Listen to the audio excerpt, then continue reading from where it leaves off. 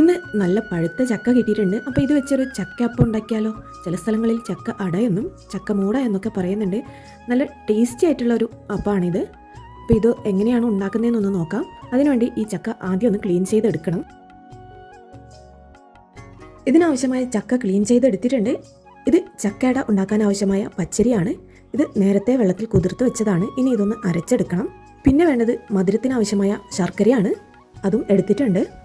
ഇത് ചക്കയട ഉണ്ടാക്കാൻ ആവശ്യമായ വാഴയിലയാണ്. ഇനി ഇതൊന്ന് വാട്ടിയെടുക്കണം. ഇനി ഈ ശർക്കര ഒന്ന് ഉരുക്കി ഇതിൻ്റെ കല്ലൊക്കെ ഒന്ന് അരിച്ചെടുക്കണം. കൂട്ടത്തിൽ അരിയും ചക്കയും കൂടി ഒന്ന് അരച്ചെടുക്കണം.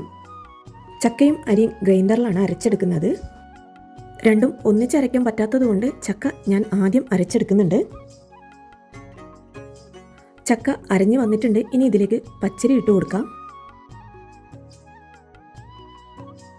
അതരിഞ്ഞു വരുമ്പോഴത്തേക്കും ശർക്കര അലിയിച്ചെടുക്കാം. ശർക്കര അലിയിച്ചെടുത്തിട്ടുണ്ട്. ഇനി അതൊന്ന് അരിച്ചെടുക്കണം. ഇതിലേക്ക് വേറെ വെള്ളമൊന്നും ഒഴിക്കുന്നില്ല. ഇതേ ശർക്കര പാനിയാണ് ഒഴിച്ചു കൊടുക്കുന്നത്. ഇത് ഞാനിവിടെ അരച്ചെടുത്തിട്ടുണ്ട്. ഇതിലേക്ക് ആവശ്യത്തിന് ഉപ്പും കൂടി ഇട്ട് കൊടുക്കാം, മധുരം ഒന്ന് ബാലൻസ് ചെയ്യാൻ വേണ്ടിയിട്ട്. ഇത് ഇഡലി പാത്രത്തിൽ പുഴുങ്ങിയെടുക്കാനാണ് പോകുന്നത്. അതിനായി വെള്ളം തിളപ്പിക്കാൻ വെച്ചിട്ടുണ്ട് പാത്രത്തിൽ. ഇനി ഇത് ഇതേപോലെ കോരിയിട്ട് വാഴയുടെ ഇലയിൽ വെച്ച് മടക്കി വെക്കാം.